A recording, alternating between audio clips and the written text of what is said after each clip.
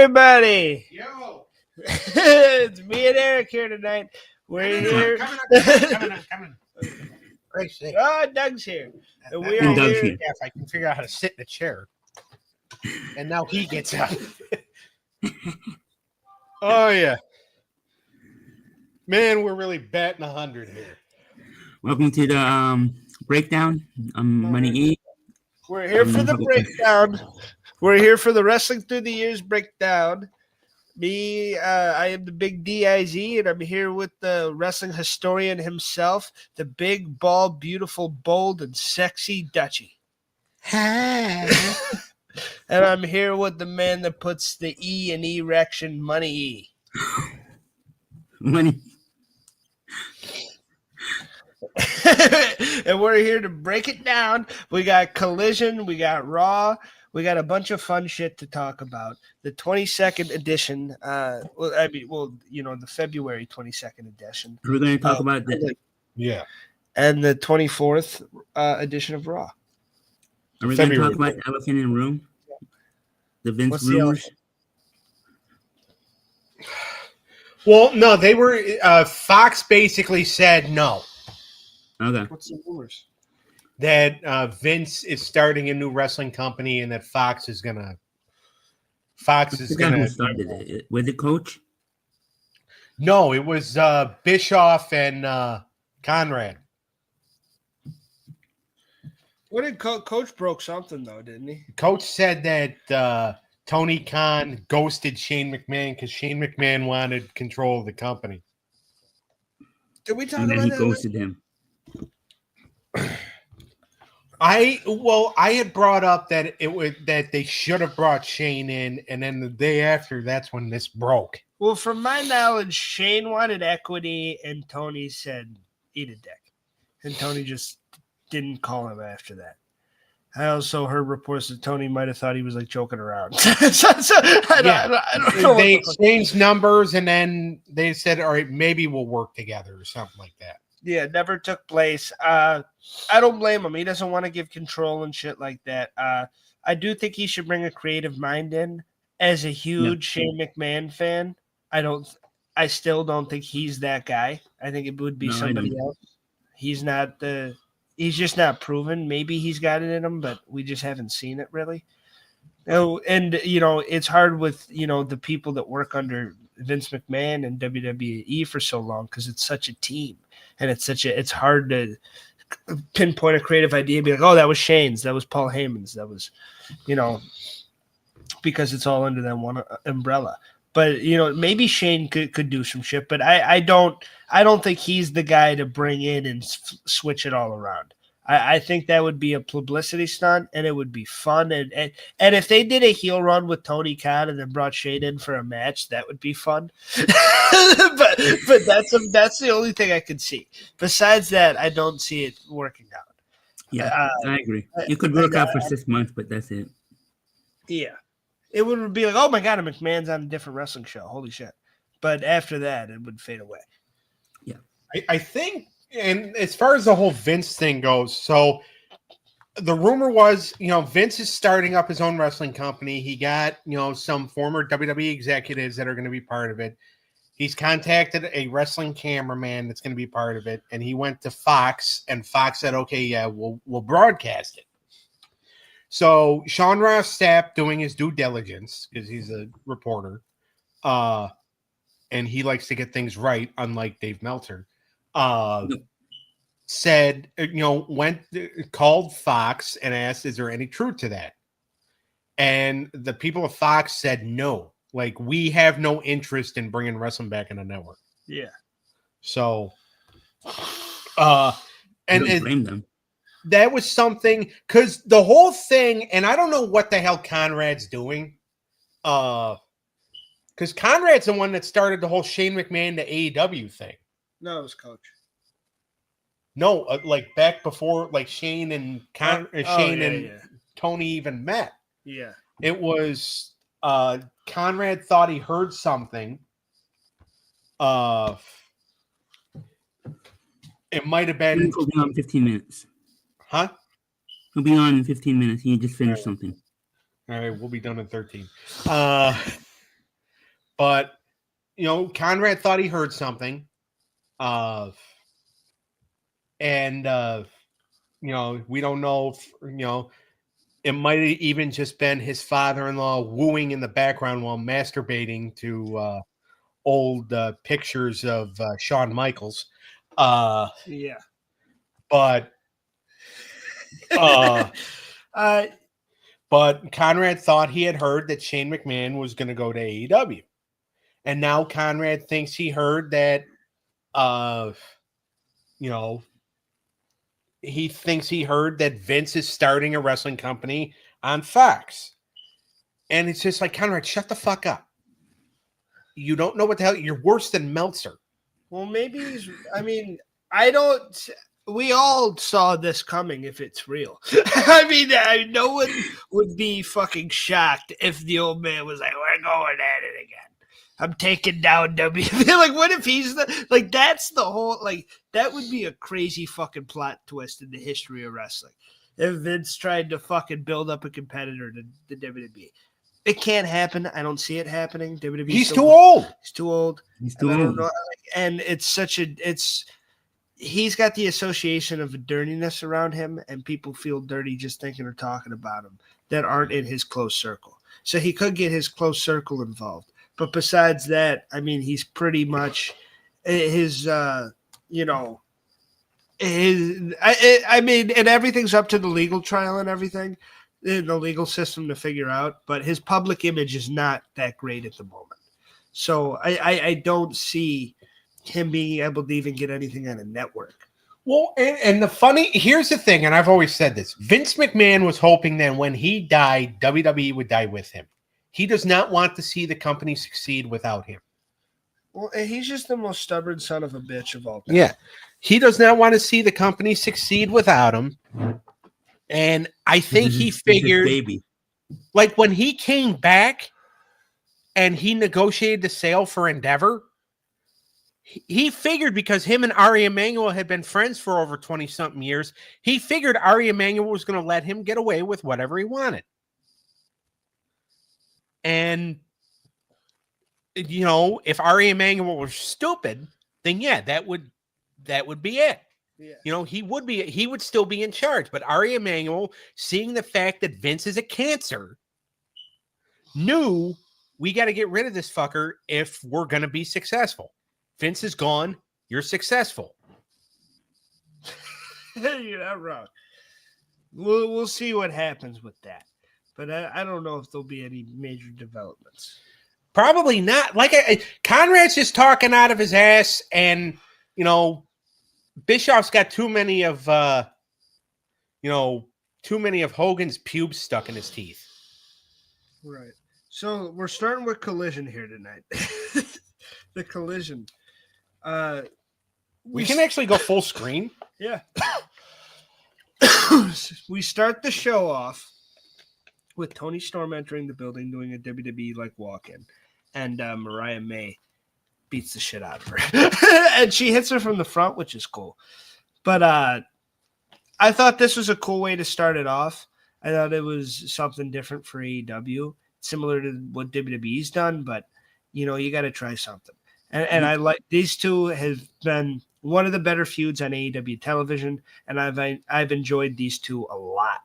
I think, and Mariah pulling her on the stage and doing the whole promo with the spotlight and shit, that was all really good shit. Mariah May has honed herself into an incredible heel over the past year, and Toni Storm is a very lovable babyface and a great character actor in the ring. That's been an incredible. Two of my favorite females in wrestling right now. And that's the one I point to when they say AEW doesn't do stories. It's like that's a story that they've tried, and it's been going on for a while now. And yeah, there's been they don't visit it, and then they visit it again. But this has been a build since All In, and then Toni coming in and doing the imposter thing, doing the where she doesn't remember anything, and then this whole reveal and her winning the title in Australia. I think it's been a great storyline so far, and I think their match at Revolution will be just as good. Exactly. I'd like to see them in the cage over fucking Fletcher and what's his fuck? Fletcher and Ospreay. Yeah. I think the cage would be a great payoff. Another storyline it's not a storyline anymore, but Hangman and Swerve was a great storyline too. Yeah, it was pretty good. I like what Hangman's doing now better. Oh yeah, with MJF, I think that's going to be a great rivalry. Him and MJF, and I know people complain, but I like the whole I'm real thing. I like the whole the back and forth, and I'm cool with being the bad guy. I like because that's what AEW needed to be from the beginning. Was Hangman's this fucking that's your main character, that's your good guy, that's the guy you're playing as, and then you got the ultimate evil villain MJF, and that's your two that you got your top baby face and your top heel. And there's been dips around, and Hangman and the association with the Punk thing and stuff kind of hurt his stock, but he didn't come out of that looking great. But he has bounced back, and I think the whole Christopher Daniel things was fun, and I like MJF referencing him, and it was crazy how he went on a whole tirade on Christopher Daniels. But they made more of a big deal out of him here than his actual fucking retirement. Yeah. But I think, and what's funny. Like, as far as Hangman goes with the whole Punk thing, first of all, when Colt Cabana got, like, as far as we all know, CM Punk got Colt Cabana removed from AEW television. Now, CM Punk says no, and then Tony Khan basically just said, oh, I just took him off. Basically, Tony Khan took Colt Cabana off of AEW TV so CM Punk would have nothing to bitch about, forgetting who he's dealing with. Can we be honest for a second, though? Yeah. Colt Cabana sucks. Yeah. He was good for like 3 years of Ring of Honor back in the day. Yeah. He's always been a comedy wrestler. Well, what I'm saying is that, like, they're, Hangman and the Bucks and Omega, they're all friends with Cabana. So, and Christopher Daniels. So they have every right to be upset when their friend gets taken off television and they're not given a straight answer. When you have a boss that says, oh, I can't comment on that. That next question. That's a great question, but I can't answer it. Yeah, but business is business. Yeah. And when CM Punk is doing $1 million gates and like packing the house and shit and getting your ratings and selling the merch and doing all the stuff you need to do, you don't go into business for yourself because you're trying to stick up for your friend. Like, I get it, but Hangman, that was a bad look for him because he was trying to be a hero for fucking Cabana and he was trying to shoot from the hip and drop a pipe bomb on the pipe bomb master and all that. I could tell what he was trying to do, but it did not come off great. And that's not the promo that Hangman needs to cut. The promo that Hangman needs to cut is the one he cut against MJF. Yeah. He doesn't need to be I'm fighting for AEW. That's not, I mean, it is your role in a bit, but you're not the guy that's fighting against Punk, that's fighting for the company. Like, you're a Hangman that rides on his own. You know what I mean? Like, that's not you're not like yes, he was leading the revolution, but like that was a terrible. And if you're gonna go with that story, tell Punk beforehand. You have CM Punk has there's nothing wrong with him being pissed off when a guy goes into business for himself. Well, I'm not saying that. I'm just saying is that, like, I can understand where those guys now, yeah, they should have talked about it, but AEW is not necessarily known for great communication. Yeah, but you need to put that shit aside and do business. Well, no, and I understand that, but like when you're not known for great communication, it's hard to communicate. It's hard to really be successful. It's hard to get things done when you don't communicate. Like if you go into business for yourself and not tell anybody, and they don't know what the hell they're doing. Well, yeah, and I get what you're saying on that point, but like Vince McMahon had they always say about the toxic locker room and how it's so much better now. That toxic locker room had a lot of success. Well, yeah, because Vince knew what he wanted. Because Vince said, "You're doing this." Well, can we talk about it? No, you're doing it. Yeah. Like, we've seen toxic locker rooms sort of hurt companies like WCW and AEW, but we've also seen toxic locker rooms fucking be one of like the Attitude Era. I mean, everybody was competitive and hated each other, and I don't know what was going on backstage and shit, but I hear that the Triple H, everybody now is like, I'm happy that we're where we're at now. Yeah, well, because Triple H still communicates and everything too. Yeah. And they have the road agents who are willing to communicate as well. And that's the thing is that, like, back in the day, it was easy with Vince because Vince would be like, you're going to do this. Okay, Vince, well, what if I don't want to do this? And he'll be like, pal, if I tell you you're going to go in the ring and shave Baron Corbin's balls, you're going to go in the ring and you're going to shave Baron Corbin's balls. It was just his thing. And I use Corbin as an example because Corbin was the one guy he wanted to. There was a few people that once Vince was out of power, you knew they were fucked. Yeah, Baron was definitely. He was top of the fucking list. And then now that he goes out and like, I have no hatred against the man. And certain parts of his run, I did not mind. But he was shoved down people's throats, and his heel shit was not that great. I don't think he was really ready for the role yet. And he, as a fan, but he, him nowadays, he's like, yeah, there was this one writer that was against me. It's like, dude, you just didn't have Vince anymore. Like you were his guy that was like that. He wanted you to be the top heel. Triple H didn't want you to be the top heel, dude. And I know he was on that babyface run, and he said he was getting some of the best reactions on the show. I watched the show, brother. And I said I didn't see the dark matches. You're right. Maybe that crowd was fucking hot, but on TV, the little It we didn't did look like that. He wasn't terrible, and it was like, oh yeah, everyone was starting to come around to him a little bit, but he wasn't presented that great, and he didn't really do much. Him and Lacey Evans, I think, were the two. They're the two at the top of my head that I can think of that are just like overrated. They really, even though like they were both like their gimmicks were not working, but Vince was so gung ho, adamant about them working that like they were just like, and Vince left and Lacey Evans decided, you know what, I'm done. I'm gonna leave, which was fine because you suck. And then Baron Corbin, he was trying to adapt. And it didn't work. And now, there's a few other people that say, oh, I prefer Vince over Triple H. Bobby Lashley. Yeah. Bobby. Which here's the thing. They tried Triple H wants to get the Street Profits over because he likes the Street Profits because they were his guys from NXT. All right. MVP is an old fart.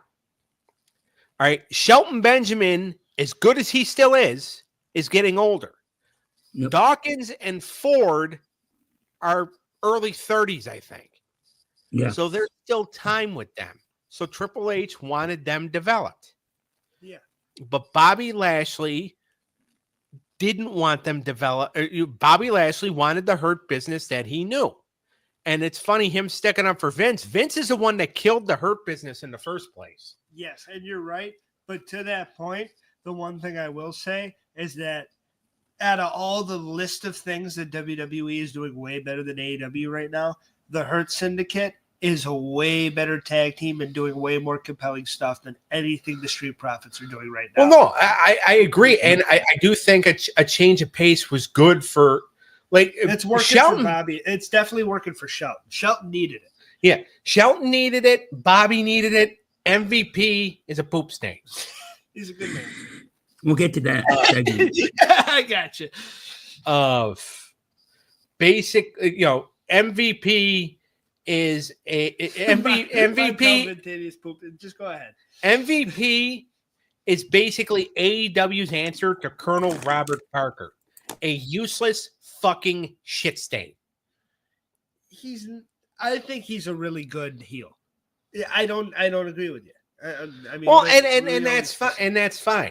Yeah, I mean, I like him. You don't have a lot of good heel managers anymore. When he comes out with the cane and shit, he's a good heel, old school manager. I like it, and he represents badasses. Well, and when they walk in a room, they command that fucking room. Okay, so but let me ask you this, and then I know we actually have to review the shows. Yeah. Does Bobby Lashley's presented as a badass, right? Yeah. Yep. Does he really need a manager to trip a guy up within the first 10 seconds of a match so he could just dominate the whole fucking thing? No.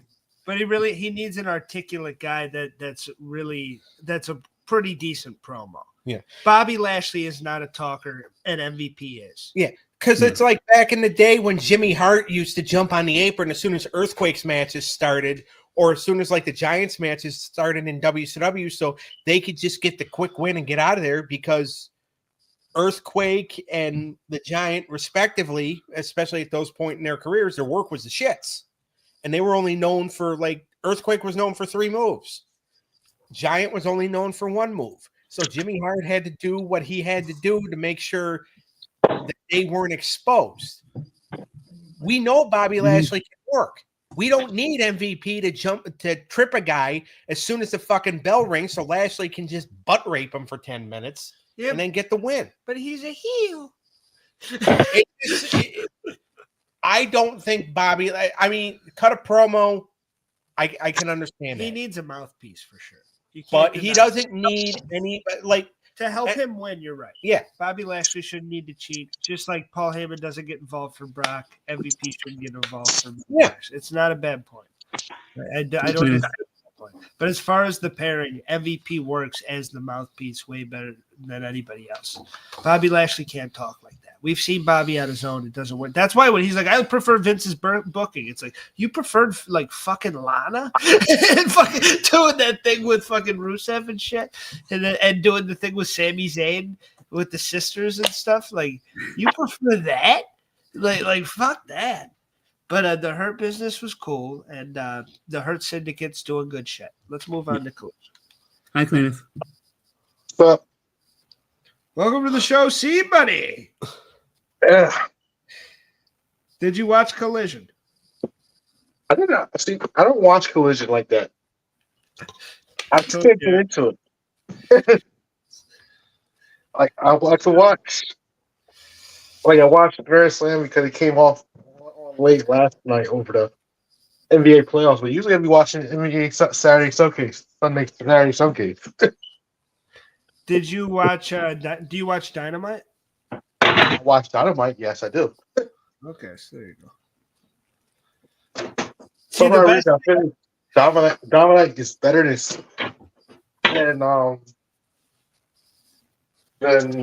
Collision. it depends. I don't disagree, but Tony Storm's on Collision, and she's really the shitty thing about this episode though is we got Tony Storm at the beginning, and she got attacked. We didn't get to see much. I mean, it was a great little thing for the beginning, but she's the best thing about the show, and she wasn't really on it. And if that means we get her more on Dynamite, I'll be happy because she's one of the bigger stars of the company. She should be on fucking Dynamite. But a lot of her good shit's been on Collision for some reason. Her return was on fucking Rampage, and that's not even a show anymore. But we start with the first match. Hologram and the Beast Mortos. Some classic Tony Khan booking, baby. You know, a great match. You know, a fun, luchador, right? Yeah. Luchador exhibit. Fun opener. This is fun fireworks. I didn't mind the match. I thought it had pretty good heat to it, and I thought both guys, flew their asses off. I'll give it a 3-1. I give it a 3. Solid opener. I'll say 3.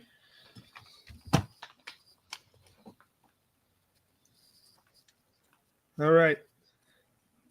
Next up, Harley Cameron does a fucking promo. She's over. And I will say, she's growing on me. You know, I did not used to be a fan of hers, but she's getting herself over, and it's organic. Her work's not that great still. I mean, no, she is, it still needs a lot of work in the ring, but her character work, it's organically getting over. She's got charisma out the yahoo. Yeah. And she's fucking hilarious, and she's talented with the ventriloquism and the singing, and even though some of it's cringy as fuck, like when she did an interview, I saw like a backstage. It wasn't on TV, but an interview with Renee, and she was like getting a puppet on, and she was like going like this, and then she pulled out a puppet, and it was like an old man puppet, and she started talking to Renee, and Renee's like, "Where'd you pull that out of?" and she's really good at the ventriloquism, and the whole Sasha or the Mercedes puppet, and Mercedes carried her to a pretty decent match at Grand Slam, and the whole Feel the Wrath thing. I think she's got something. And she's really starting to, like, she's one of those girls that's really starting to come into her own. This female roster has been developing hard for a while now. When you got girls like Harley Cameron and Megan Bayne, you know. Fans like her. And who? But I think there's another motive for why they like her, but I'm not gonna. Yeah, the fans do like her. Yeah, you're right. Yeah, the fans like her. And there's a reason to. She's very entertaining. That's the one thing about her. She's entertaining. Yeah, and she has a talent for entertaining the crowd. Her work needs work, obviously, but she'll get there. Yeah, she will get there, and she still can have not a terrible match. Next match, we get Gabe Kidd from New Japan, the guy that had the match in the Tokyo Dome with fucking Kenny Omega. He's a hot star over there, and he went against the Butcher of the Butcher and the Blade. Oy. This could be you and me as a tag team. You look like the Blade, and I look like the Butcher. I'd probably go more Butcher. You're a little like Butcher's got more of the tummy. I'm fatter. I mean, well, I think my tummy's bigger. Okay. I think I'm farther along in my pregnancy.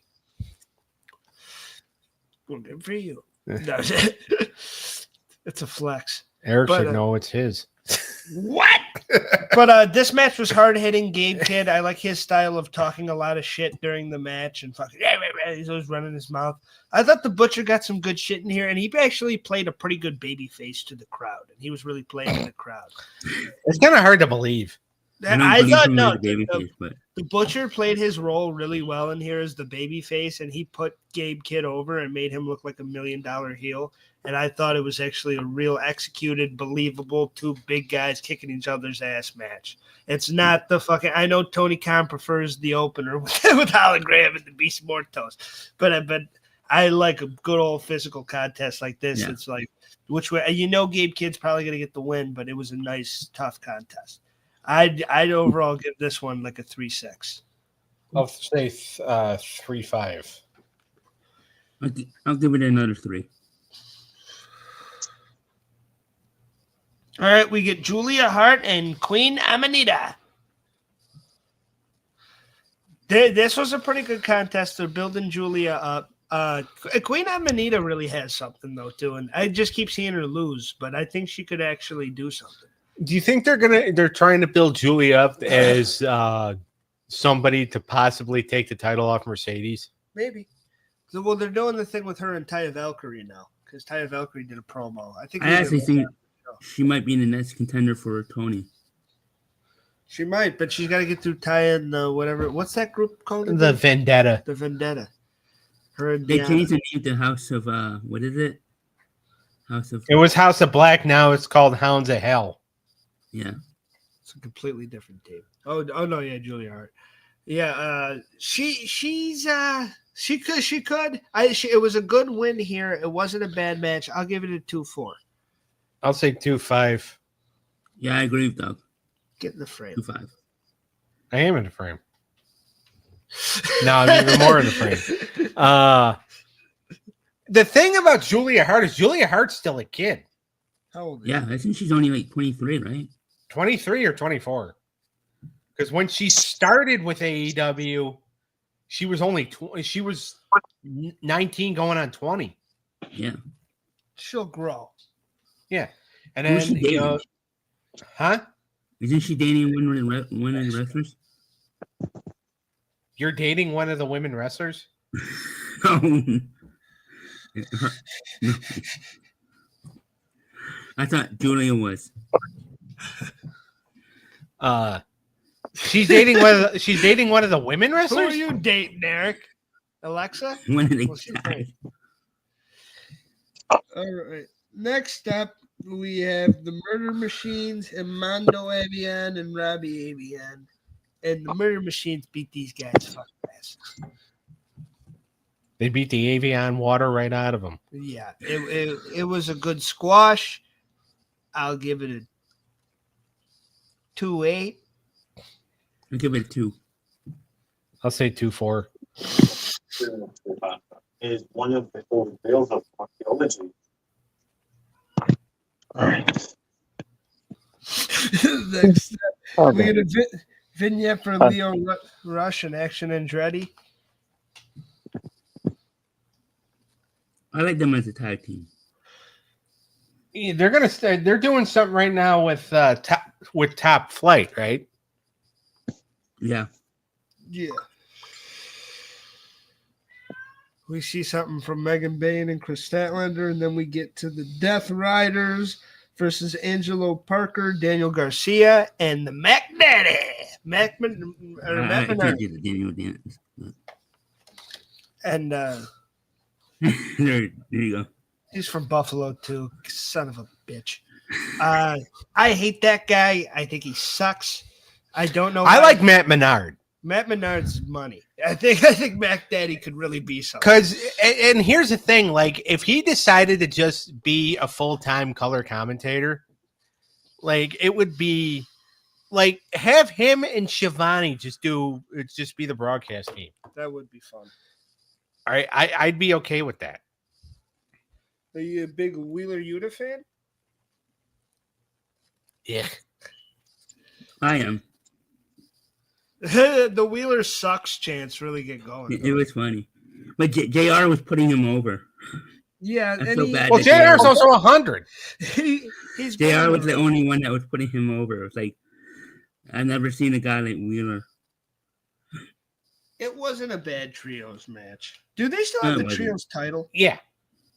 And Oh, that's what it was for. so and it's funny, like, this whole thing, you know, and now, like, a Cope is gonna take out all the Death Riders, so it's only him and Mox at Revolution, but then all the Death Riders are gonna fucking return because, you know, as dangerous as they tried to make the concerto back in the day, I mean, you get hit with it, but then the next week you're back on television.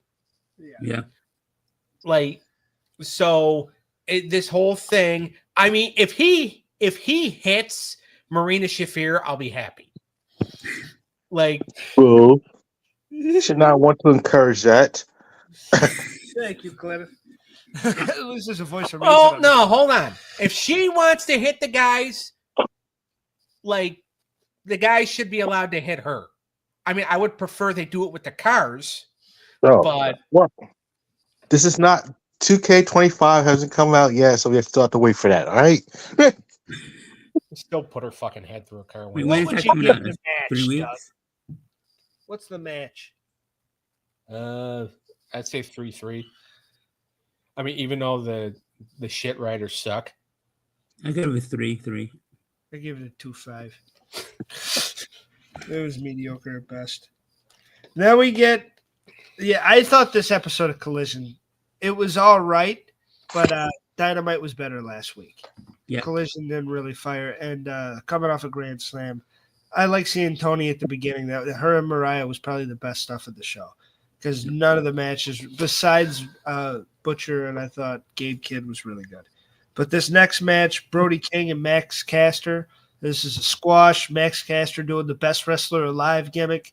I like that. What the hell is going on with Bowens? Like, is he just not? Yeah, I don't know where the fuck he is, but he needs to show up and start whipping some heavy duty booty. But Max, it's not like Max Caster is building up a resume and beating all these guys. He's just been getting his ass kicked. His open challenge has been a total failure. He keeps losing. And Brody King was nonetheless. That guy, one of the Hounds of Hell, can finally win something. Yeah. So they rebrand the team. Fuck Aleister Black. We're the Hounds of Hell now. Oh, we lost the tag match. We're sending Buddy to Australia. He's going to twist his ankle and then lose to Okada. It's like, what the fuck? That's not how you repackage people. Yeah, but he got to have sex with his wife on their honeymoon. So there you go. But this match, it was a good squash. I'll give it a 3. I'll say 3. Would you? 2.5. Eric's just like, all right, you're pulling it up. Let me drag it back down by its testicles.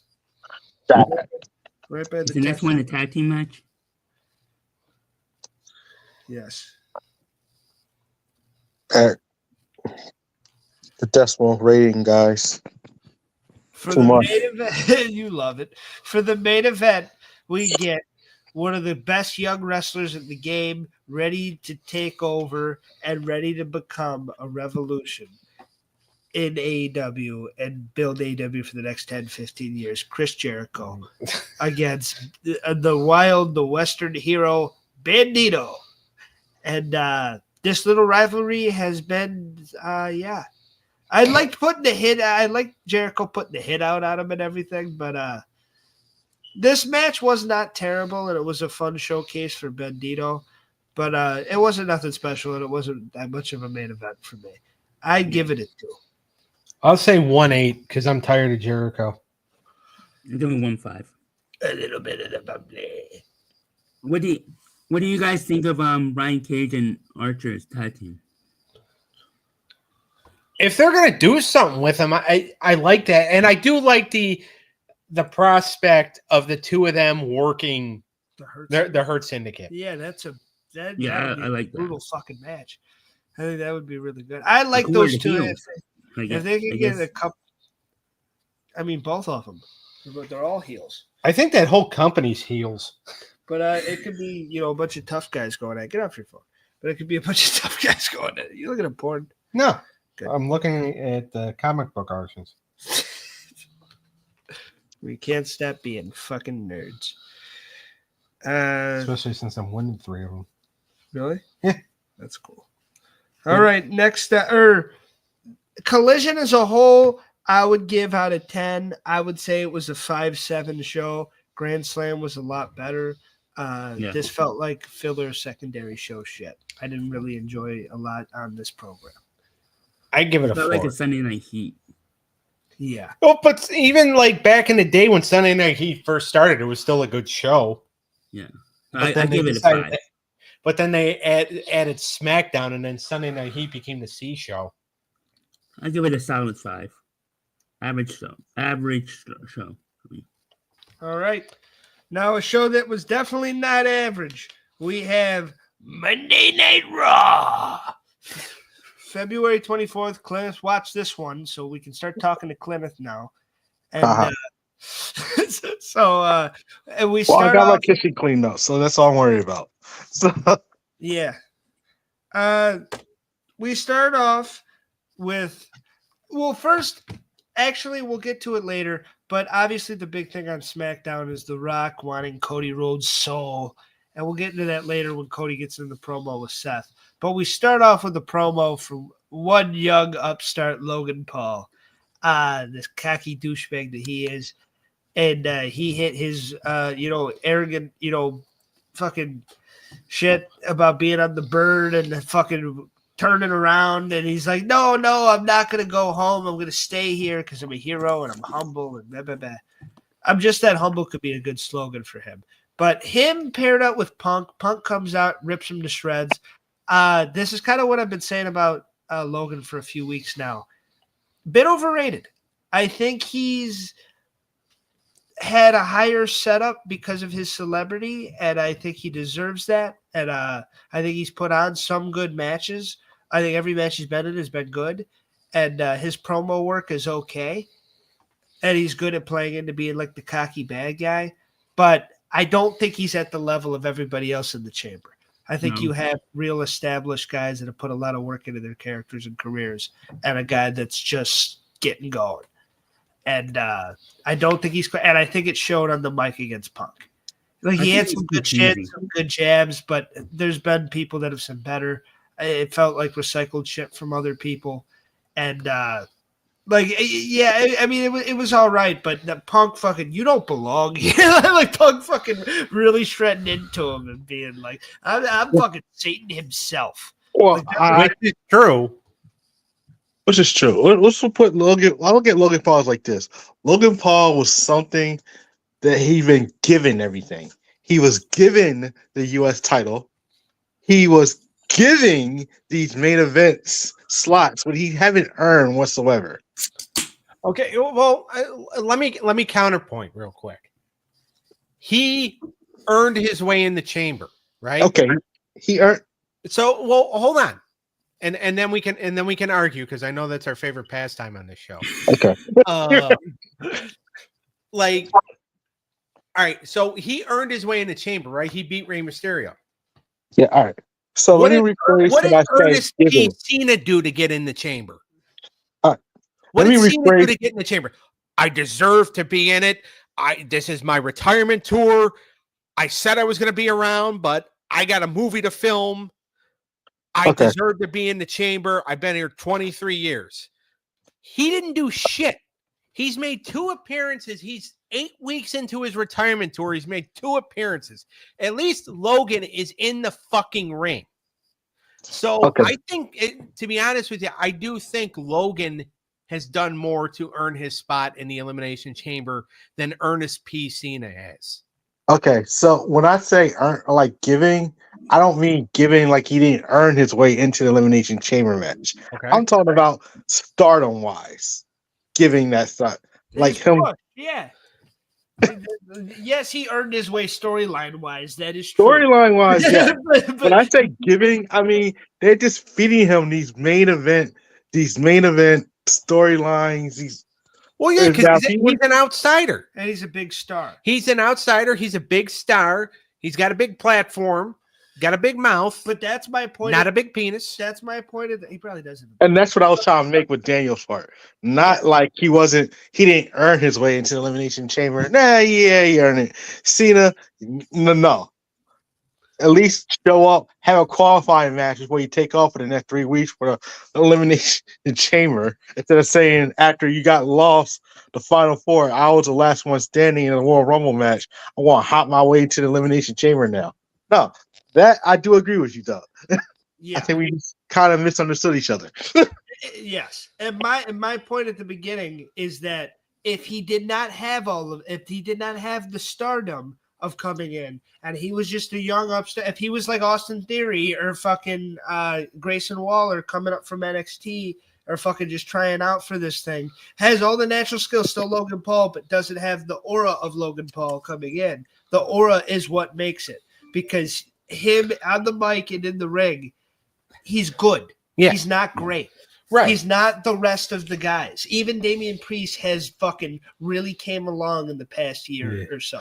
Logan Paul is developing and he's getting better, and he's done a lot with fucking all the matches he's had and the stories, but he hasn't, like, maybe it's a certain program that'll convince me or something, but I don't think he's the guy yet. Like a year ago when I was like, put the strap on him, I don't think he's ready yet. He's not ready to win the title or something big like that yet.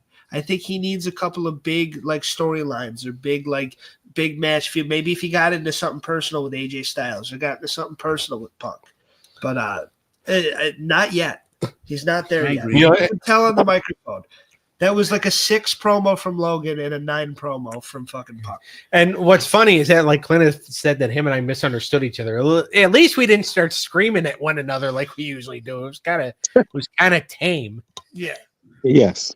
I thought the segment was okay. I think it wasn't anything to write home about. Yeah, it was to build up Chamber, and it did what it needed to do, and it was a good Punk promo. But I love at the end how everybody was cheering him the whole time, and even in the beginning, he's like, we need to save that for later. And at the end, when he's like, you'll understand why they cheer my name, nobody cheered his fucking name after that. Yeah. It was like people were like, woo, like he got a little bit of a pop, but nobody cheered. And I found that fucking, and he just made a face. And I'm just sitting there kind of like dying, like they're not cheering. They were doing CM Punk screaming it before, but when he dropped the line, then him and Logan kind of just stared down to no response. It was a decent back and forth. And I do think, and I wasn't trying to shit on Logan too much, I do think he's got a lot of potential still. I just don't think he's at the level that everybody else thinks he's at yet. I have a love-hate relationship with Logan. I'm just talking as an entertainer and as a performer. He's a good entertainer and he's a good wrestler so far. I don't think he's a great wrestler. He's a great entertainer. I don't know if he's a great wrestler. Well, we're going to find out, like, if he does this whole, like, full-timer thing like he says he's gonna, which full-timer, like, is a bunch of bullshit because nobody's really you're not really a full-timer anymore because you're scaling back on the live events. Yeah. You're doing like maybe 1 or 2 matches a week, depending on if you're working not only your regular show but also NXT. Yeah. So, and then maybe pay-per-views once a month or once every couple of months or whatever it may be. So nobody's really like you're working like 1 day a week. Yeah. I mean, you're getting paid a shit ton of fucking money. Yeah, and he brings the celebrity in the outside. Yeah. That's why I said I completely get it. Yeah. I'm just saying, as far as like a talent, he is one of the better to ever transition and do it. But I need to see more. But not a bad opening segment. No. What was a better? I mean, maybe Collision was better open. Okay, maybe that's the only thing I'll give Collision.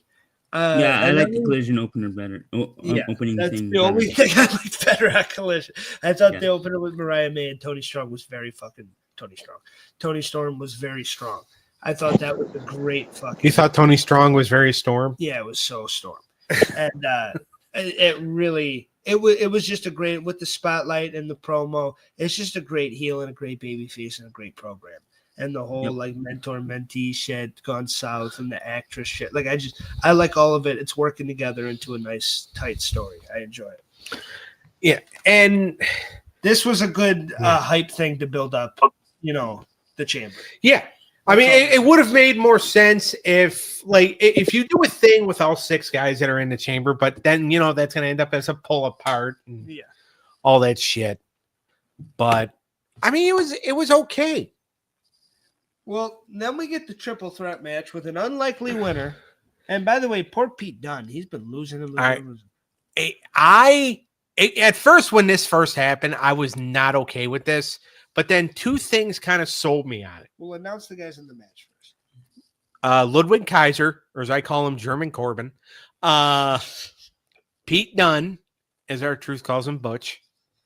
And Penta, as our compadre, or sometimes compadre Danielle calls him, Sexy. Penta's the shit. This was another great showcase for him. They're putting him over great. They're making him look awesome. And this was an unlikely. I liked how Kaiser needs to win sometimes. He always loses. I know you're not a huge Kaiser fan, but he puts a lot of guys over, and his matches are consistently good. So every once in a while, you got to throw that guy a bone, and you set the match out with Penta, and then it's a nice, convincing match, and Penta beats him, and then you move Penta. Well, that's why, I don't have as big a problem with this as I did. Because if you think about it, I would have fucking, put my fucking fist through a window. Not really, because I'm a pussy and I don't like pain. But, I would have just gone fucking atomic if they would have beat Penta. Yeah. But they didn't. No. That's why you have the triple threat match. So you can have another guy go over, but you make sure you have a guy in the match that gets pinned. Unfortunately, it's Pete Dunne. Yeah, Pete couldn't win because he lost to Penta twice already. Yeah. So you need to set out Kaiser for the second match now. And poor Pete just has to keep losing, but it sets up Kaiser and Penta for a little program and a nice match, and then Penta can move on from that. And hopefully it doesn't. I don't think Kaiser should win that one, but I didn't have a problem with it at all.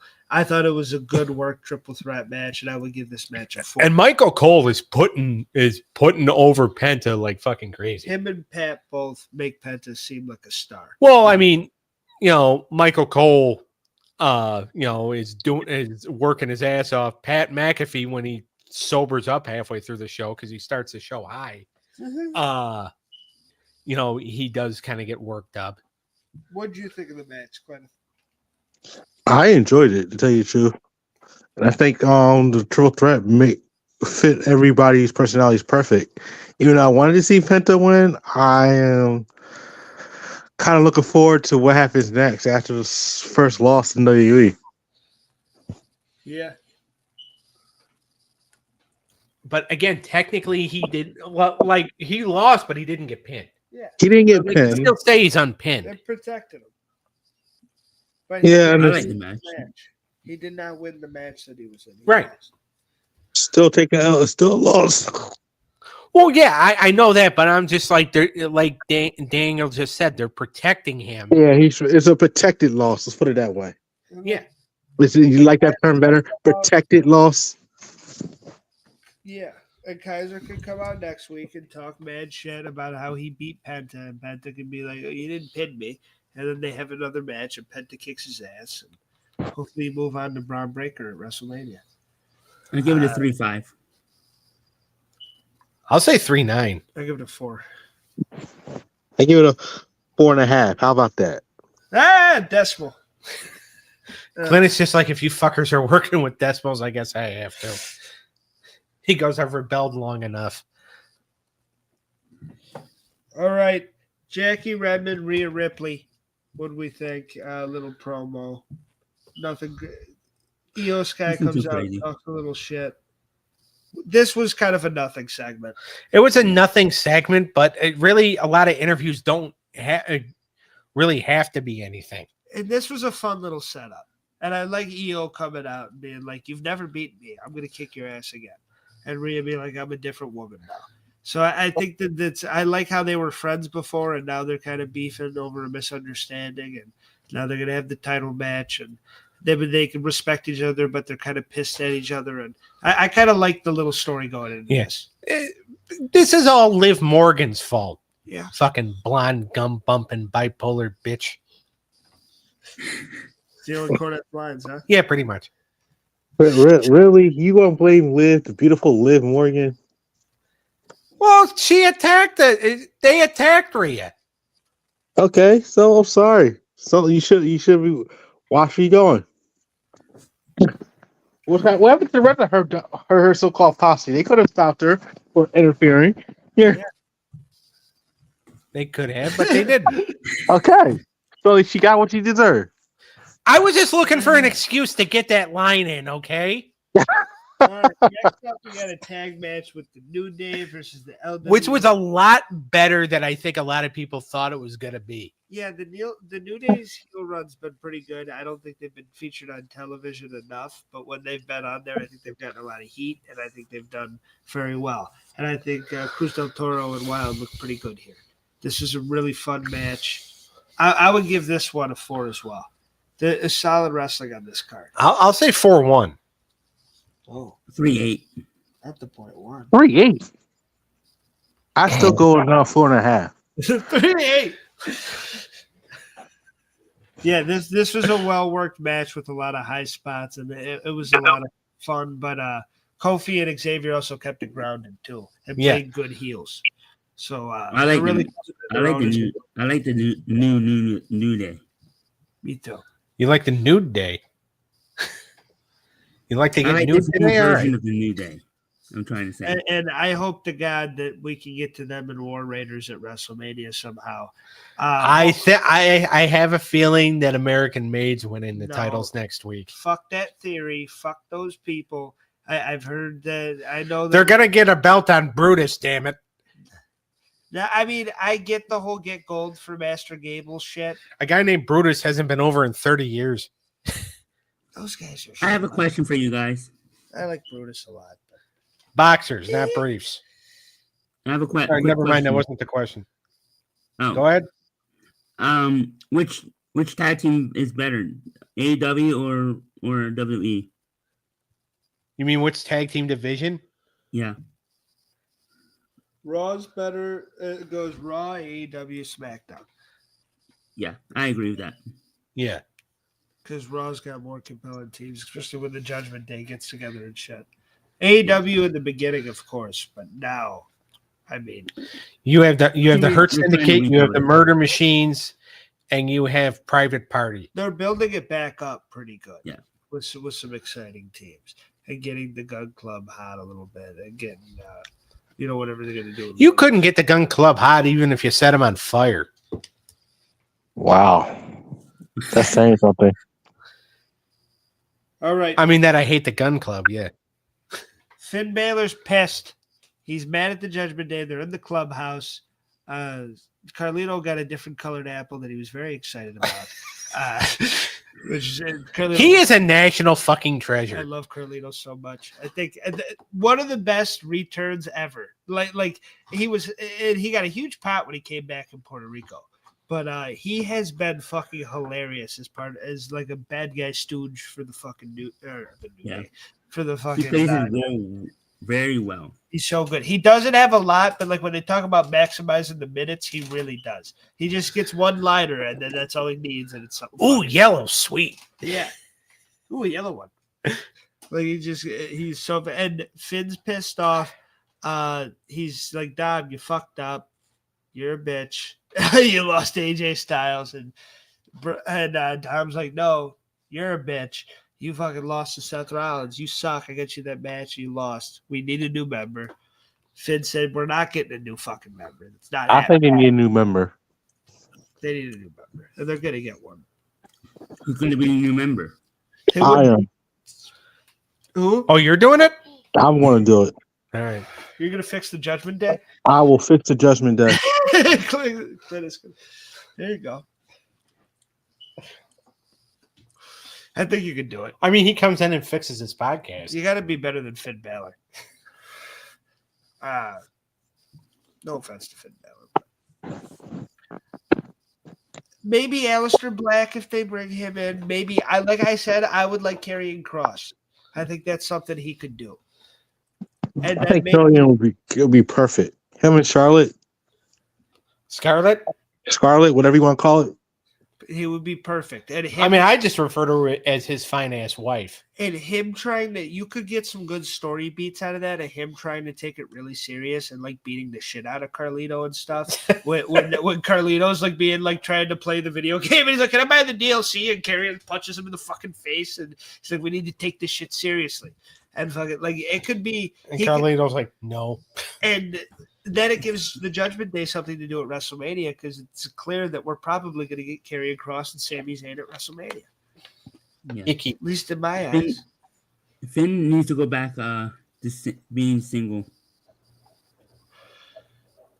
He needs to divorce his wife? I enjoyed He needs him. to go away from this. I enjoyed him Judgment as a Day. married man. No, I enjoyed him as his role. I don't know where else he can fit. You know, he's kind of generic as a baby face. And as if he just goes as the demon, maybe. I don't know. But I liked him as a part of the Judgment Day, and it's like this like heel little goblin that's trying to run this group, and he's pissed off that nothing's going his way. Like it's kind of a good role for him. I just feel bad that he keeps losing. It would be nice to see him get the win over Seth Rollins last week, but Seth needs to be in that match to build something with Punk and shit. Yeah. But Finn Balor, you know, he is consistently good. He just, you know, he gets put in main events and he loses. He's one of those guys. He had 2 Netflix Raw main events so far. Big main event Netflix Raws, and he lost both of them.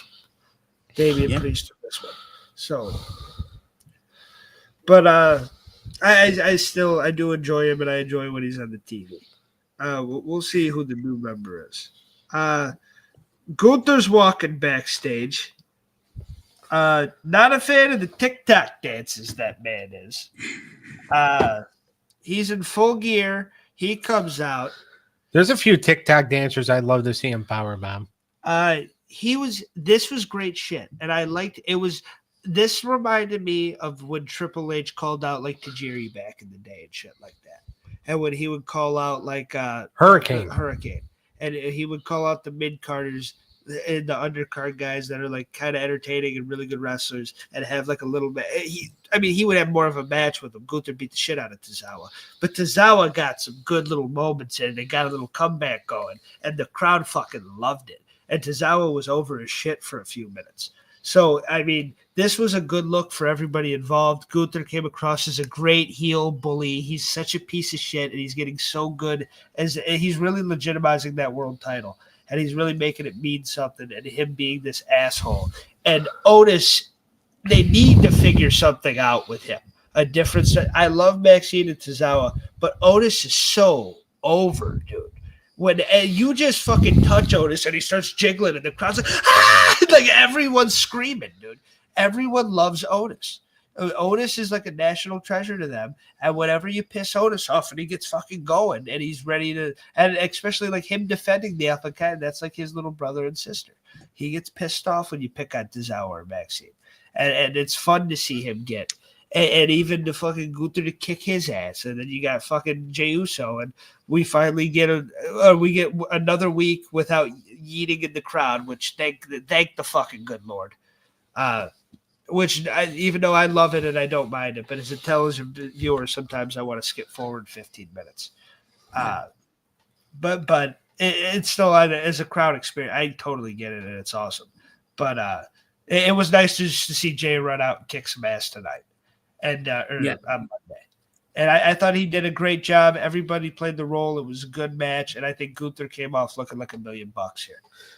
That match, and we know now, or at least we can assume that we're getting Gunther and Otis at some point. Yeah, which I would not mind seeing.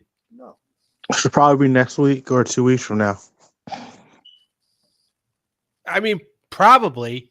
I mean, and I almost have a feeling that if they do the match this upcoming week in Buffalo, Otis is going to be over in Buffalo. Yeah. Because Otis is built like a buffalo. But he just looked kind of sloppy in that Chan match. Yeah. I think that kind of. Well, again, he's, 350 pounds and about 6'2". Yeah, he's so over, though. People love him. And I love Gunther fucking. I walked past you and saw TikTok dances and it bothered me. so I wanted Gunther to. is my favorite heel right now. Who? Gunther. He's your favorite? Heel. Yeah. I'm partial to Drew. I mean, we'll see if him and Damien can be a really good story, but I thought Drew had a really good heel. 2024. But I agree. Gunther is way up there. He's awesome. And this was a good show. He's been showcasing his work on the microphone, and especially with the thick German accent. He is so good, and he has really honed his abilities, and he is good at talking his shit. And he brought up the things him and Tozawa have in common.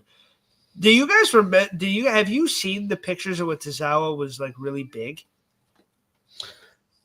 No. He used to be a chubby man. I don't know if we can screenshot it on here because I don't know if we'll get pulled down. But that guy used to be a big dude. No, he's similar to Gunther. Well, yeah, because Gunther used to be kind of on the husky side too, right? Yeah, but you wouldn't think that Tozawa was, but he was a chubby man. Well, yeah, because Tozawa's a smaller guy. Where's he from?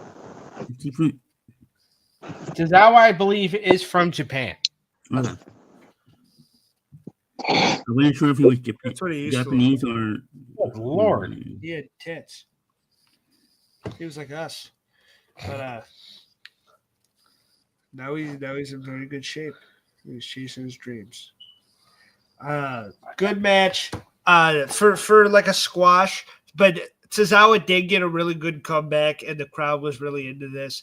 I think that shoots it up to a 3-5, even though it was quick, but it was a lot of fun. I'd say 3-7.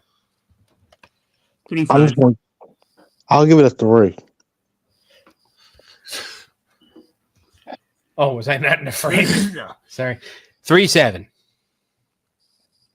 There you go. There you go. And the whole pick, I love the pinning him and then picking the head up. Such a dick move. All right, Dakota Kai's getting ready for her shit. They talk about Michael Cole on Impulsive. That was a fun interview. He did his good. Tummy was bursting out of his shirt, though. Yeah, and trust me, I know the feeling. I can relate. We get the Women's Intercontinental Championship, baby. We get Dakota Kai and your girl, Lyra Valkyria, who is the current champion, and she beat Dakota here. This was a pretty good match. Didn't have a lot of heat to it. Which is unfortunate, but when you have two baby faces, Lyra really hasn't had much yet, though. No. They haven't really given her a lot to sink her teeth into, besides generic babyface stuff. Right, and that's the thing is that like they're trying to turn her. I really feel like they were trying to turn her into the next Becky Lynch, but you don't need the next Becky Lynch. Let her be the first Lyra Valkyria. Yeah, let her do. Yeah. I mean, something besides just either win or lose. She reminds me more of Bailey. She hasn't had much story to her. Yeah, a little bit, but she just and Ivy Niles setting her up. She'll win the gold to bring it back to Gable. So and I like building these girls up, but right now they're not that over. In a WWE era where a lot of people are over and a lot of things are getting cheered, the things that aren't you really notice. Right. And this is one of those things. But I thought the match was decent enough, and I would give it a 3. I'll say 3-4. I'll say 3-4 too. I want to give it a 3 as well. All right. We get the interview with Sami Zayn. What did we think of this? His conversation with Kevin Owens' mama. It was subpar. Eh. It was Speaking of Logan too earlier, did you guys see him talking shit to AJ backstage? Yeah. Yeah. That's interesting. They're trying to go so many different directions for AJ. But I think this right here, Sammy and Kevin's building up really nicely. Yeah. And I really like that they're really going there. This one, they've wrestled a lot, and this one feels the most special, which is cool. It seems like they're both going to go to a bad place, and that's one of the things I'm looking forward to at Elimination Chamber. So I think that'll be really good. Yeah. All right. We get Dirty Dom Versus Braun and Braun Breaker. Breaker. Braun should have just beat the shit out of him. They did a DQ finish because I think they didn't want to beat Dom up because they needed him for the finish. That's stupid, though. He was fucking, and he's a guy that can lose, and he can. It doesn't matter if he loses, and he can lose all the time, and he's fine. And fucking Braun's a badass. So I mean, the fact they went for that kind of ending, it was like, all right. Yeah, it's just like, hey, you fumbled the ball.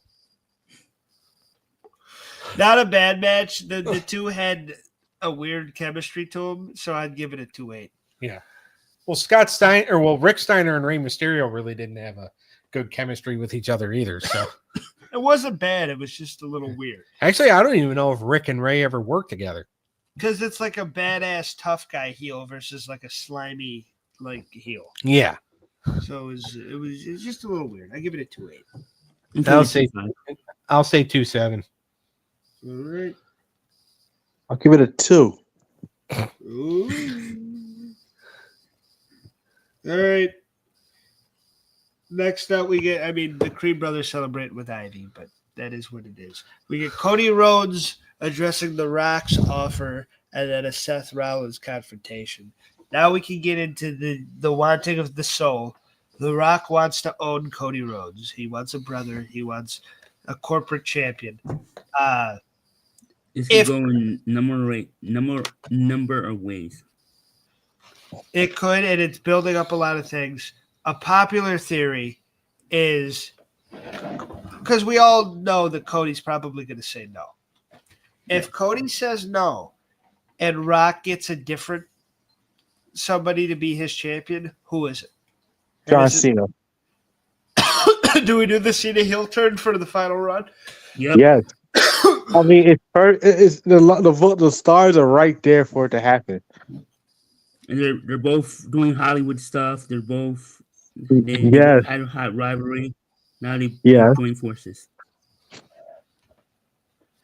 And to be honest with you, like it would make more sense for Cena to be heel because again, like this whole thing, he's not there. Cody is there every week, even when he's not medically cleared. Is there more of a case for Punk though? Because one, he has the favor, and with Roman's connection to Rock, maybe Paul can make that happened for Punk. Maybe I mean that's an interesting twist of the story, or it even could be. And again, like I don't know if they'll go this way or not. It could be Seth. it definitely could be Seth because he's sick of everybody. But he kind of battled against The Rock. It could the clear. I mean, if we were going like just on the characters, Drew makes the most sense. Like Drew's like, fuck these guys. I'm working. Forget Drew. I'm getting sick and tired of crybaby Drew, yo. That's what I call him. Crybaby Drew. Crybaby Drew's the man. Whoever He cried wins too much, on Saturday, it's going to be Tone. Yeah. For all we know, Cody says no, but he still does it at Mania. And that could probably happen as well. Yep. It could be the biggest Austin on .2 Austin heel turn at WrestleMania. Yep. I was was that before, into too. the chair and he hits Cody and shit. They just do the heel turn from 17. Well, that's what Cleneth is saying is that like it could be, Cody could say no, and Eric said it too. Cody could say no, but still do it because remember when they did the Austin heel turn 3 days earlier on SmackDown, Austin smacked the shit out of Vince. Yeah. They need the audience to make. They need to make the audience believe he's not going to do it. That way, it's a bigger surprise at Mania. But you know what? I realized it's hard to do that stuff now than it was back in then. Yeah, It's really hard to keep those surprises on the rack. So who's going to win the chamber? Who's our picks? I believe Cena's going to win the chamber. Cena. He's got the highest. I mean, he'd have the highest betting odds if it was legal. I know it's going to be Cena, but I'm going to say Punk because I hope that Triple H looks at Cena and is just like, dude, you haven't fucking been here. Fuck you. And I don't even think just that. I think Punk for storyline, Punk and Cody seems like the match. Yeah. And Punk, I think they might go Punk. Oh, unique twist would be Damian Priest, though. No way, but it would be crazy with the run that he's had. It'd be another notch on his belt. And The Rock, like a young, impressionable, not young, but he's older than me. Yeah. He's older than Eric. I know. But Eric's old as fuck. His career's just fucking taken off, and he's becoming the man. And for him to fucking Rock promise him all this shit, like I'll make Damian my champion. That could be. Could they do some controversial like pin? Is there a way that they can do a double pin in the chamber? Where Cena and that would be stupid. You can't do it if that's the main event. If it's the first match, you can get away with it. What do we think of Seth talking shit to Cody? If it's going to lead to something, yeah. In the match at Mania. Well, I like it because Cody's had an interaction pretty much, except for Cena, with like every single person in the chamber match. Yeah. Which is well, you can't interact with Cena when he's halfway across the fucking world. I know, Ducky. I know. John Cena sucks. But we'll see where they go with this. He doesn't show up. We'll see where this goes Cleneth? With the taking of the soul. Well, let's put it this way: The Rock showed up more times than John Cena has in this calendar year so far. That's true. Rock is for the people.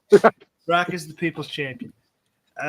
He actually shows up, and he is fucking hilarious whenever he does. I love how he can go from praising the people. I love being in this city to I'll smack the fucking syphilis off your face. Yep. What do you guys think about the new? I'm not feeling the new remix, yo. I'm not feeling it. Not feeling what? It's new. It's the remix to the Final Boss remix. They just put the new spin to it. I'm enjoying it. You're not liking it? I don't like this version of the Final Boss. I mean, the Final Boss's new tune he put on at the very beginning to this random hoopla, and then goes right back to the Final Boss theme song. Oh, yeah, he's talking about the theme song. Well, he was doing that just for Lil Wayne, because it was a Lil Wayne song. He was showing love to Wheezy. At least that's what he said. Does Roman Reigns come back on Saturday? But I like going from being really comedic I like from going from praising the crowd and being this happy boss to talking a lot of shit and being a bad guy. He can go from the drop of a dime, and it's hilarious.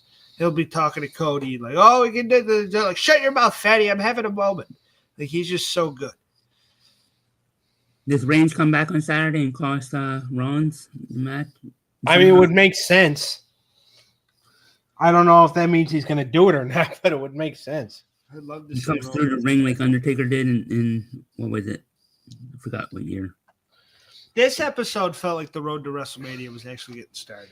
Yeah, it didn't feel like they were on autopilot anymore. Yeah, because but the past couple of weeks, it kind of felt like we're putting on pretty all right shows, but the road to WrestleMania is not so clear yet. It's getting clearer and clearer, and there's cool twists and turns along the way.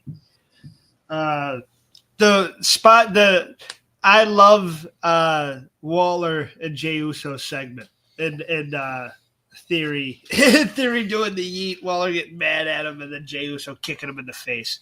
That was hilarious, and that was a fun little segment to get those two on the show. Because since they've been traded to Raw, I don't think I've seen them once yet. Yeah, and Waller was on main event with Penta, but that's but they haven't had like a featured match on Raw since they've been signed over. So it was cool to see them do something, even though they just got kicked in the face.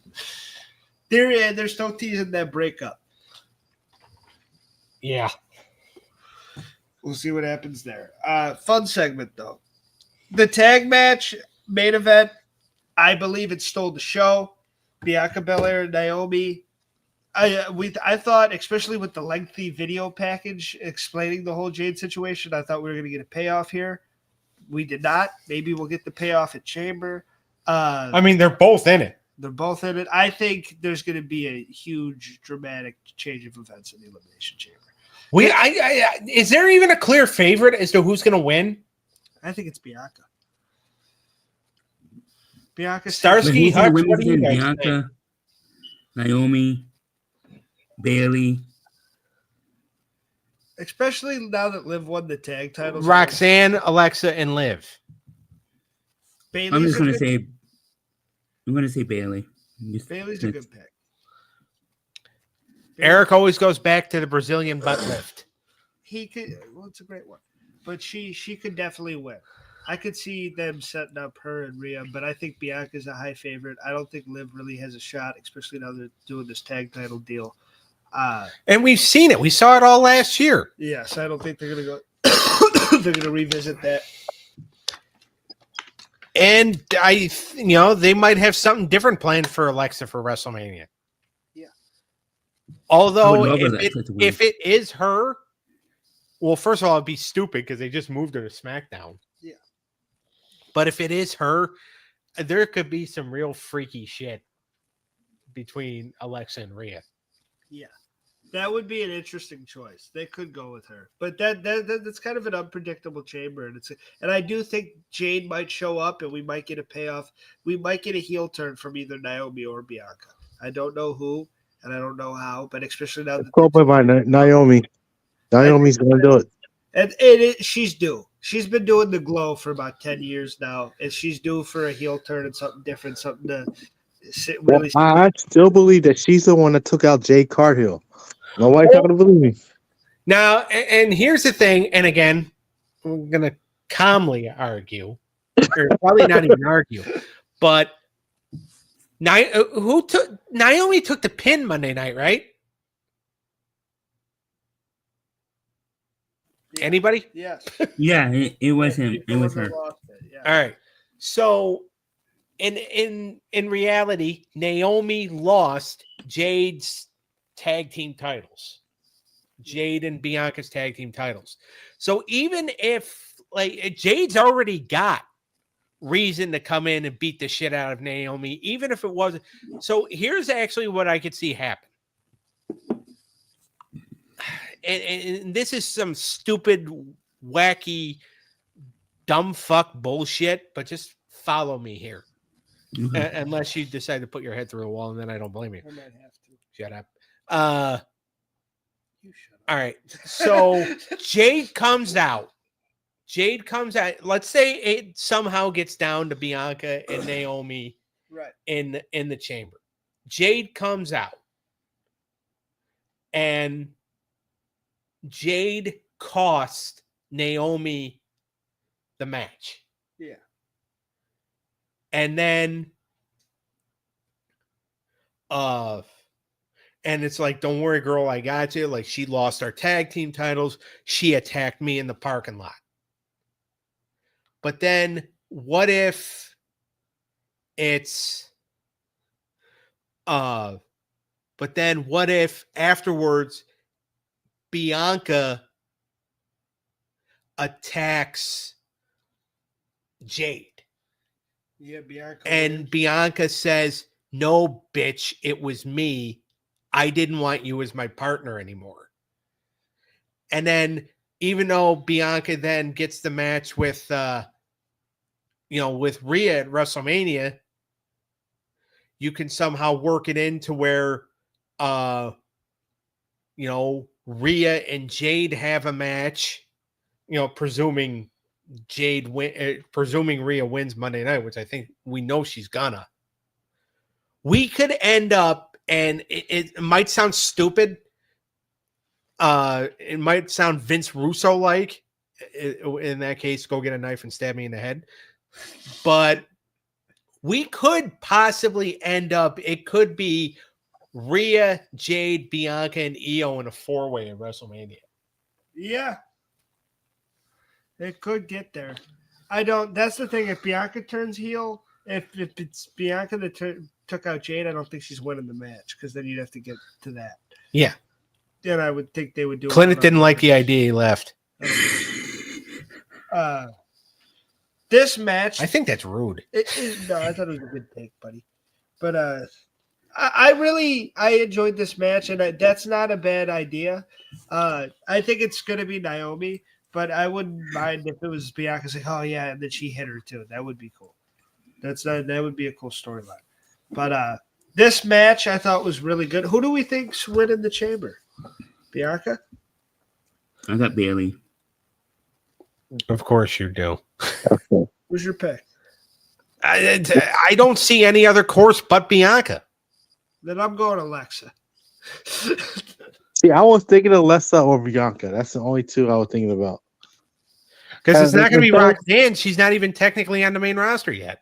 Be a hell of a year for her, though.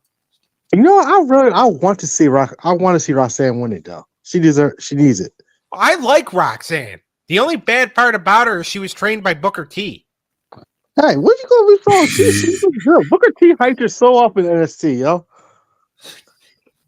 Even though NXT kind of let me down this week, I'm still looking forward to TNA tomorrow night. And Booker T's a good, cultivator of talent. He understood that Roxanne was going to be a star, and now she kind of is. Booker's a good mind. but I get that. Not a fan. Yeah, no. I think me and Doug agreeing with about Booker. But no, as far as like Roxanne, and by the way, like I guess news broke earlier on, or at least it did in my fantasy wrestling group chat. Julia's hurt. Oh. So Roxanne might not be going anywhere. They might be ready for her to go to the main roster, but Kerr might need an opponent. Michaels might be like, "Hey, asshole." Well, no, I think what it is that they're going to do the Madison Square Garden thing at the roadblock. That's why they're doing Stephanie and Julia now, so they could get the title off of Julia, just in case she's going to be out for a long period of time. Yeah. Which is dumb. Because I felt like Julia should have a long reign with the title. Yeah. But if she's hurt, then yeah, they have to do something. And I think Stephanie's probably the best one to get the title off her, I guess. Well, yeah, she's going to be the next biggest star. Yep. Yeah. See, I was kind of wondering why he was running. See, that makes sense now, because I was kind of that threw me off last night. I think it threw a lot of people off, but now that looking at it, and now the fact that there's going to be a lot of TNA involved. Who would have thought that NXT and TNA would put on a big garden show? I think it's great for the business. Yeah, I think it's great. So, what do you prefer better? Do you like the NXT TNA partnership or the AEW TNA partnership? NXT. Not even close. NXT. TNA and NXT. Because AEW gave us Don Callis with the TNA thing. AEW and TNA it was a one-sided thing. Yeah. Yeah, and we didn't like that side. We got three bald dipshits. And Christian Right. Cage. And Kenny Omega. And a heel Kenny Omega. Well, no, I mean 3 bald dipshits came over from TNA. Who's the other? Oh, Gallows and Anderson. Oh, yeah. yeah. And then, when the whole Bullet Club got together and they all grew Fu Manchus, they all looked like a sausage sucking village people. Like fucking, oh yeah, we're all together. Let's all grow Fu Manchus. It's just like, oh yeah. It's like Sons of Anarchy on the LBGTQ channel. My apologies if I screwed up I wonder if you said it right. I probably not. This tag match was great. It was a great showcase for the ladies, and I think this is actually one of the best Raquel's ever looked for me. And I thought her and Liv really worked as a team here. They made history, 3-time tag champs. And now, how long are they going to keep the belts though? Because this is their third time holding the titles, but each time they've had to drop the titles because one of them's gotten hurt. Bianca's almost had it for a year though, so it's time. Well, I'm saying is how long do Riv I almost said Riv and Laquel. Well, hopefully they can stay healthy. Yeah. Well, and I think it was actually Liv that got hurt both times. Yeah. So hopefully she's on a run of her life. So hopefully she can stay healthy. But I'm glad it was a good way to keep that run going, make the tag titles mean something. Like the women's tag titles in the main event of Raw, when the Iconics won it back in the day, you never thought that was going to happen. No. So I think this was a good place for them, and I thought it really worked. It had a lot of heat. It was a great main event for Raw. I give it a 4 or 5. I'll say 4.7. I'll give it a 5. Holy shit. I gave it a 5. I love the match. I hate the ending, but I love the match. Yeah, it was perfect. Bianca's so good as a babyface. Liv has really got the heel thing good, and all 4 women had great chemistry. Yeah. Now, Raw as a whole, final thoughts and get a rating so we can get out of here. Dynamite's on. I thought this was a way better episode than last week. I thought it was a huge step up. I thought SmackDown was better than Raw last week. I think Raw was that great last week. This week, I thought it was actually there was a lot of bangers on there and a lot of good moments. I would knock this one up to an 8. I thought this was a pretty good episode, a good go-home show. Not perfect and missing a couple things and, one Mr. You Can't See Me, but it was a pretty damn good episode. Yeah. It was a great episode. They're not on autopilot anymore. No. Now, again, if, depending on what happens, at the Chamber and what they decide to do in the next couple of weeks, because now after Elimination Chamber, now you've got like 5-6 weeks to set up. Yeah. And if, Mr. You Can't See Me, because I never show the fuck up, doesn't, wins the Chamber, and then it's just like, oh, I got to go to France to film a hemorrhoid commercial. And disappears for another 2 to 3 weeks, then you're going to be back on autopilot because they're not going to be able to sell one of their big main events because the fucker won't show up. That's one of the reasons why I'm hoping Triple H decides not to have him win the Chamber, because I'd rather have somebody win the Chamber that we know is going to fucking show up. I think Logan's going to pin him, and it's going to set up him and Logan. But all right, what'd you give the Raw? 8. Okay. All right, go ahead, Eric. I thought it was a solid Raw. I'll give a good go-home show. I'll give it a 7.5. Okay. Cleneth? I'll also give Raw an 8. It was great action. Stuff with Logan Paul and Punk are awesome. and then capped it off with a great tag team main event for the women's division. I agree. Damn good episode. Good installment of Raw. It was a good breakdown, guys. We'll see everybody on the Wrestling Through the Years main show on Friday, where we will be talking about Survivor Series 2002 and the first ever Elimination Chamber since the Chamber's coming out. Had a lot of fun going back and watching that. Huh? Cleneth will be on, I think he said. Yeah. Hell yeah. I had a lot of fun going back and watching this, so this is going to be a lot of fun to talk about. Madison Square Garden. That's going to be this Friday. And hell yeah. All right, beautiful. So the band's going to be back together Friday night. Yes. Yep. And then Saturday's cartoon classic. Yeah. Yeah. The last league battle. Yep. That should be And then fun we too. move on to the single elimination tournament. Here we go. 4 good shows too. All right. We'll see everybody next time. Later. Later.